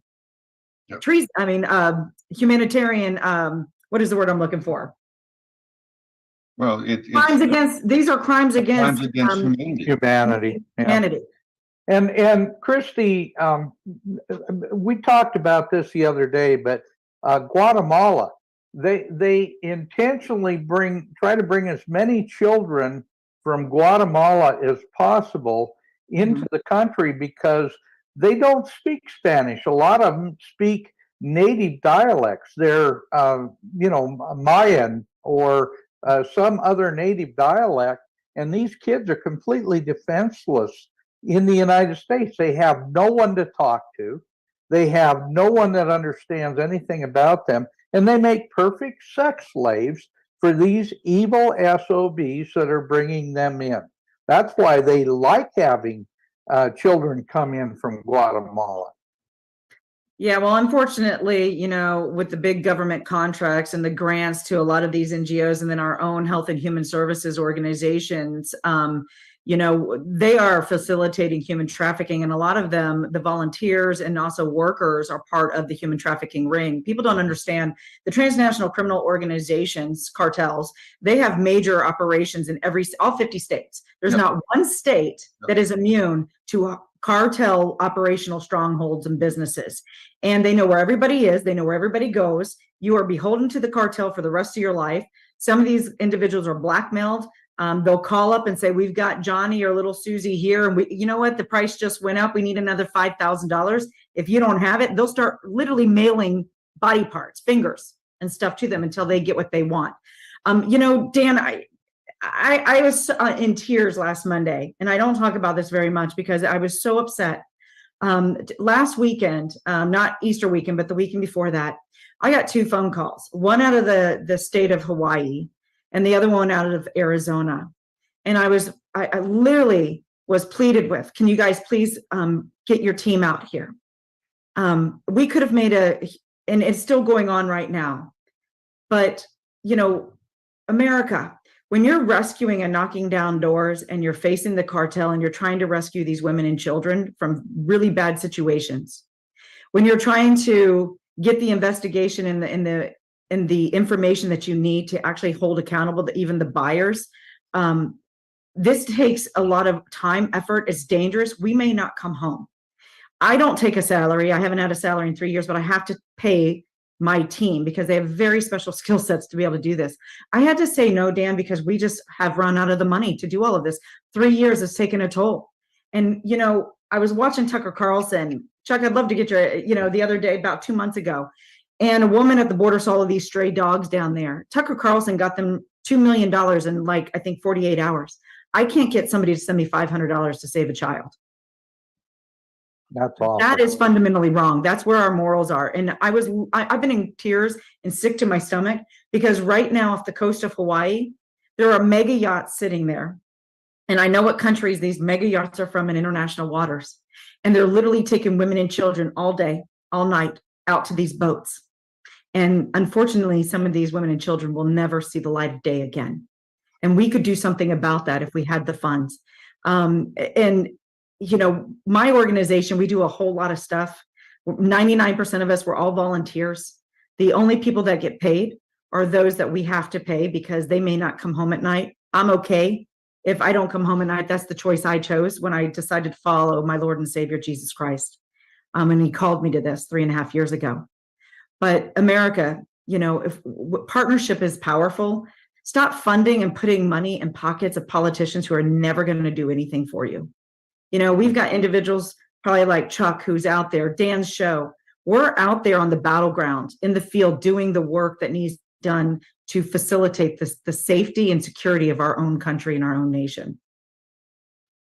Yeah, that is very true. Again, earlier I said, a lot of the federal government funds all these illegal organizations for the organizations for illegals, from NGOs to, get out to vote, to training, to job, how to get a job and this and that, whatever. Yet they will do nothing for us that are fighting this.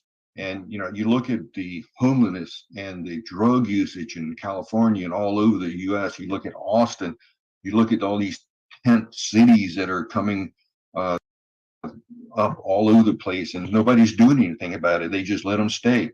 Even recently in DC, the mayor went in and cleared out a whole bunch of areas near the White House because I guess the Bidens or somebody was complaining about it. But they're letting just lawlessness happen all over. You look at people from Oregon, Washington State leaving in droves because nobody will do anything, and they won't enforce the law that it's on the books. Yeah, I was in San Francisco doing Operation Schoolyard, and with me and my team a month ago. We were in Oakland, San Francisco area, and I'm going to tell you right now, that is a literal hell zone, war zone. It is just unbelievable. And the cartels, by the way, parents out there in the San Francisco Bay Area and Oakland and LA, and this isn't just there, it's in strategic locations all throughout the United States. Your schoolyard is no longer safe, whether it's public or private. The cartels, you think of their thugs and some of these guys with the gang members, MS-13. Some of these guys are really nice looking, well educated, and they go in and they manipulate your young daughter in junior high and high school, and they recruit them to be traffickers themselves, or to sell drugs. This is good. This is part of their MO. And this is going on all throughout the United States. And me and my team were out there doing a recce's recon. And so we were looking at how they were operating in this one particular community. And I'm telling you, parents, this is real stuff. We have been infiltrated all over, and you're not safe. Personally, if I had a child, my children are grown, I would be exiting the public school system, and I would be homeschooling my child and doing a co-op, an educational co-op. Get retired teachers, get retired pastors, CEO, ask them to come into your home, neighborhood, library, or wherever, and have them homeschool your child if you can, and you have to work. You've got to start thinking outside the box. Yep. Well, Christie, one of the you talk about homeschooling and home education. You've met and spoken with Alex Newman,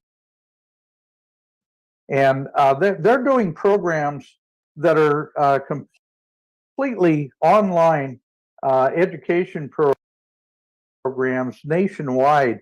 There's no way you should have to have your kid in a babysitting a public school system learning how to be a good little Marxist. We have the tools. If we just learn how to use them, we've got the tools for your children to get a decent education without being inside the public. As a matter of fact, it's counterproductive to be in the public school system. So anybody that thinks their kids are getting an education if they're in a public school, boy, are you misguided. Yeah, you look at Baltimore, they just came out with a report that only 30% were at level on reading, writing, and math. This is, true across the United States, and every state, every city, every county. And again, the Democrats don't care about it. You look at Weingartner, who's in charge of the school organization, and she is all about her union and her teachers and not about kids or parents.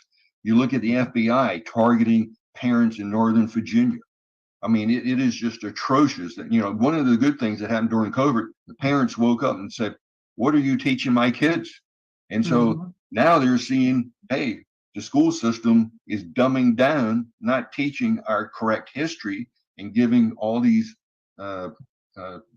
classes on things that they shouldn't even be talking about. Again, reading, writing, math. The STEM system has to work.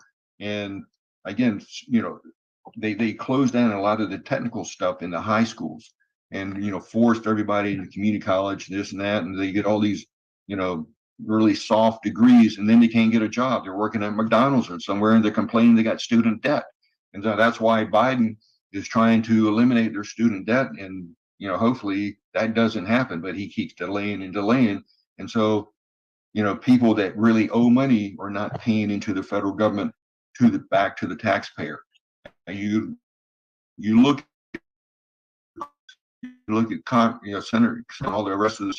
They took out the private lending and put it into the federal government so they could control it and then give the money away from the taxpayer. I mean, it's all collusion. Yeah, if you want to look at the education system, I always say, everybody, you have to start connecting the dots and looking at what's really going on. Where did the elites send their children? The elites and the politicians and the presidents and all of these individuals, the Microsoft of the world and these big corporations, CEOs, executives, where do they send their children? Their children get an incredible education at incredible schools. Now, everybody else, subservients, they have been taken over by the education system. They want mindless, uneducated individuals who they can control. And that's what this is all about. I mean, it's not rocket science. You just have to kind of take your blinders off and really look at things and start thinking for yourself and digesting all of this information and seeing it. America was the richest country in the world. We have all of these resources. We should have the best education system, bar none, anywhere in the world. I think we're right now somewhere in the 30s in the country. It's 38, 39, 40 in the world, excuse me, in education. There's a reason why that is. And so there's other things that you can do, parents. Take your kids out of the public school system. I really encourage you to do so. We're wasting. Hey, Dan, one of the things that American citizens do not realize is that DHS handles the education system for all foreign students. And so as a foreign student, you can be kindergarten, you can be elementary, high school, and college. And so DHS handles this. You have to apply, you have to be accepted, et cetera, et cetera. And I'm telling you, it is mismanaged. And there's so many Chinese and other students from around the world that are in our education system that should not be there, because especially in the colleges, they are there data mining and getting the information, sending it back, and we're educating them, and then they're going back and using it against us. And again, DHS is in charge of this program, and they're not doing their job. Yeah, think about the war colleges right now. How many foreign nationals have we allowed to go to our war colleges and get a lot of information and intel? This is very scary stuff, and we've allowed, like I said, our system of government are those who are supposed to be serving the people of the United States and protecting the United States. They've allowed this to go on, and in some instances, they've written the policies and procedures for a lot of this. And we have got to stop all of this nonsense. Yeah, I mean, a typical example example of look at what happened in northern Florida at the Navy base, where they had a lot of the foreigners, foreign students, get hold of guns and shoot up everybody and whatever. I mean, it happens all the time. Well, and keep in mind that our education system, while ours is going down, Christie, you said we're around 38 or 39 in the world in education. We spend more than double what other countries do for education. And right now in China, and our biggest adversaries, they are educating their children in ways that we used to 50 years ago. Mm-hmm. And now, what's that all about? Well, guess what? The United States is going to be a third world country, and we are going to be controlled by the Marxists and the oligarchs at the international level, because we'll have an uneducated, stupid workforce just put there to be tools of the state. And that's really what they plan. Yeah, well, you look at what China is doing to TikTok. If you look at what TikTok is in China versus what it is in the United States, it's an entirely different algorithm. Here, it's influence and all this crazy stuff. There, it's about education. It's about them learning something about history of China and the education of the Chinese people. Here, it is totally different. And that's a great point about the history of China. And you mentioned this earlier, Chuck. When you erase a nation's history and you try to rewrite a nation's history, it's very dangerous ground. And most nations fall. You look at the Roman Empire and things like that. And when you try to get rid of statues and pull stuff out, we need to understand who we are as a nation. We need to understand our foundation. We need to know the good, the bad, and the ugly. Because when you have that, you don't repeat history. You don't repeat the bad stuff, right? You learn from that. You grow from that. And that's why they're trying to erase us. Because, and again, the identity, it has to do with identity of a nation. Same thing with the LGBTQ community, the education, the CRT, and all of this stuff. It all has to do with wiping away an identity, whether it's personal identity or a national nation identity. Because if you have no identity, you don't stand on anything. And again, we're biblical, we're Christian, right? We were all made in the image of God. Well, when you don't have an identity, how do you know that you were made in the image of God? You don't. And that's another way to wipe out Christianity and the foundation of this country, I believe. Mm-hmm. Yeah, absolutely right. Well, what we've been talking about in the human trafficking is such an important part of this whole discussion, because Christie, the numbers of people being trafficked in this country are just phenomenal.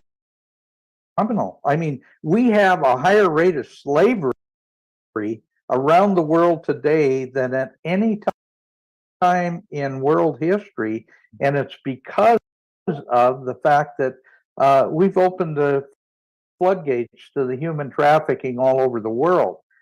And you met Juliet Engel. You know Juliet now. In fact, you've been on together to talk about this.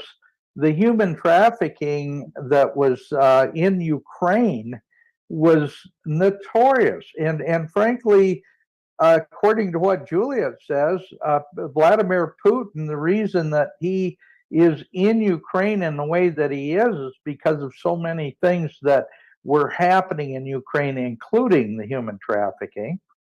And the other part of that, and believe me, I'm not any kind of a fan of Vladimir Putin. I think he's a pretty bad dude too. But you're not going to find any heroes in Ukraine. I mean, Zelensky is a creep. He's part of the whole infrastructure of money laundering that was really promoted by the United States of America, by many of our political leaders, including the Bidens and the Obamas and and Pelosi's and all the rest. And so what's going on worldwide right now is a very, very, very evil thing that is totally anti-Christian. Yeah, the human trafficking is so disgusting and so vile. And it's not just the human trafficking. I mean, you've got infant trafficking, you've got organ trafficking. I mean, we have there's warehouses all along the Mexican border that these children and young adults, some of them are slated to go to these warehouses. I call them the slaughterhouses. They're literally murdered for their hearts and their lungs and their organs, and they're sold on the black market. America and China are two of the biggest buyers for that. You've got sacrifices. I know that if you would have asked me 3.5 years ago, you hear about it. I've physically been in these houses where they do sacrifices, both animal and human. You've got, bodies thrown along the desert, decapitated babies' heads. You can't unsee some of this stuff. And this administration is actively engaging in all of these atrocities. And so what can we do about it? America, if you have a heart and you want to save, I don't know if I can save them all, but I can sure as hell try. But it takes resources, and that takes you praying for us. First and foremost, we need serious intercessors. It takes your time and your talents and your treasure. We need volunteers. We need money to keep going on these missions. People ask me what the cost is. The cost is anywhere from $7,000 to $50,000 a week to do a mission. It depends on what we're doing, where we're going, I can't get into the details, but it's expensive to do this. I've done this on my own personal pocket. I just can't. I wish I could keep doing it. I can't.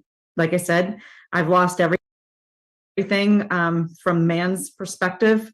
But I do this because I love my Lord and Savior. And because I've seen it, once you know it and you do nothing, you're just as guilty. And God will judge you. I'm not your judge, but I don't want to be judged by my Lord and Savior because I've seen it and I can't stand by and do nothing. I know, Chuck, you've heard about that too, and the trafficking and the human. And by the way, America, this isn't just about children from other countries being trafficked. Your own children, these missing children who are never seen again, a lot of these children are trafficked. And let me tell you something, on the black market, a American white little girl, blonde hair, blue eyes, is worth a heck of a lot of money.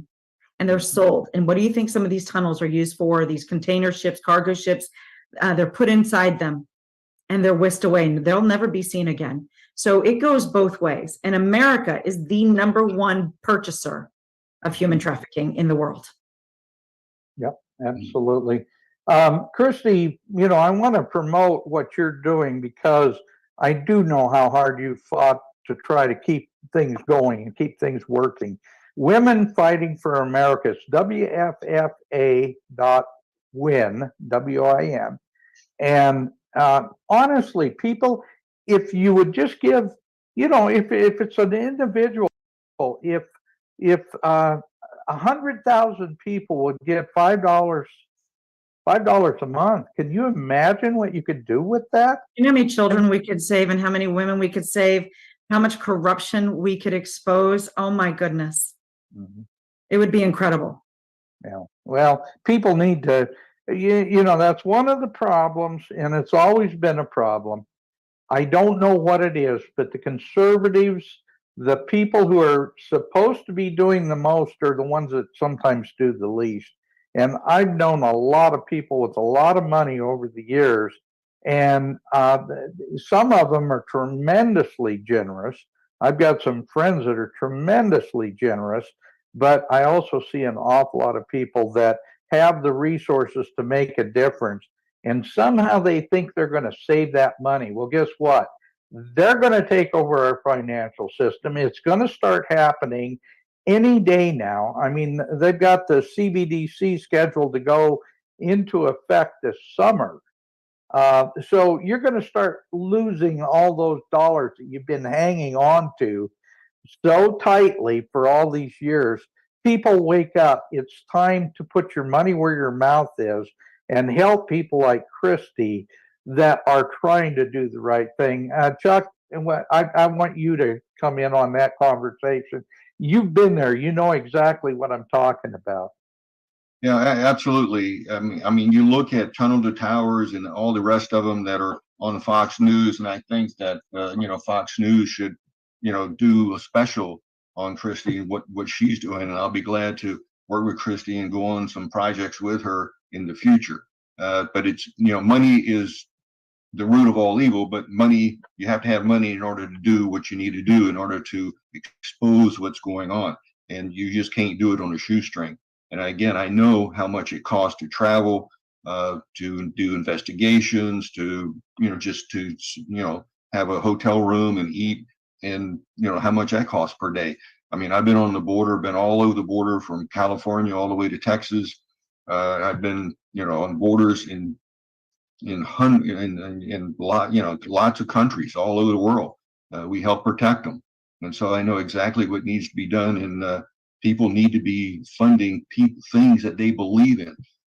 For example, on me, I haven't given to the RNC in probably 15 years. I used to be a big donor there. I don't do that anymore. I give it to individual candidates and people I know that are going to make a difference, and to different organizations like Judicial Watch and others that I know will make a difference. And so, you have to be very selective of where you're going to put your money, and select those items that you believe in. And that's what Christie is doing, and I applaud her for that. Well, Chuck, I'm going to make a suggestion because I do know you've got connections in D.C. You always have had, because you work with Congress. You've done a tremendous amount of work there. See if you can help facilitate getting Christie on the Tucker Carlson show. Okay. See if you can help her get a national audience, because I'm telling you, if people knew the incredible work that she does, it honestly, 100,000 people, $5 a month. I mean, this could change the world. It really could. And I think when we've got great patriots like her, and she's been to my home in Arizona, she has to have bodyguards watching her because the cartels are after her. This young lady has got more guts than just about anybody I've ever met. And I applaud everything she's doing, because she is so incredibly helpful to the movement, to stopping human trafficking. I want to see if there's any way you pull some of your strings, because she needs a national audience, and she is spellbinding when you get her on air. Yep. Okay. I will do everything I can. Thank you, Chuck. And actually, Bridie on TV finally talked me into, Dan, I didn't know if I told you this, they finally talked me into doing a program. It's called On the Front Lines with Christie Hutcherson. It's pre-recorded because that's the only way I would agree to do it, because you never know where I'm at in the world and my schedule. So I would love to have Chuck, you on my show. It's 55 minutes long. I would love to, if Dan could maybe connect us with phone numbers and stuff after the show, it would be fantastic. I think I read your bio. It's incredible bio. I'm nowhere near at your level. I'm just somebody who God got a hold of. And I said yes, right? And because of that yes, he has put me on an incredible journey and given me incredible insight as to what's really going on. And, we more than anything, America, I'm going to tell you, we've got to repent as a nation. We've got to get on our knees and we have to repent. But after we're on our knees repenting and praying, God is very clear, very, very clear. It's not enough to pray, and it's not enough to be on our knees and our face. We have to get up and we have to act. We're part of this incredible, I call it battle ready. We have to become battle ready. In Revelations 12, Michael's battling the dragon. We were born into an angelic war. And the prize that Satan wants is control over the world, the earth. And each and every one of us have a unique skill set that God has given us. And we have to engage in that battle. And we need to just ask God, where do I fit in your plan, Father, in the end times and in this season that we're in. What warrior, what soldier am I? And so that's what I'm asking everybody to do right now. Pray and find out, because I did. And I know what my purpose is now. And God has revealed that purpose to me. And so we all are in this beautiful orchestrated time. And he's calling you and knocking on your heart. The answer is yes, yes, yes. And I promise you, you will not regret it. Mm-hmm. Well, hopefully people that are watching today will take that to heart. And we wish everybody who watched the show today and listened to it, that they think deep down on how they can help and what they can do in their individual lives to help combat what's going on with our federal government. Absolutely. Well, Christie, Chuck, I appreciate you being on here with us for the last 2 hours. This has been an incredible program. I will share your contact information back and forth. I do recommend, please go to Women Fighting for America, WFFA.win, WIN, and help her with her program, because what she's doing is so incredible. We need to be part of that. With that said, thank you for being our guest today. And I want to turn it over to Barb and Dawn and Tim, and You Don't Say.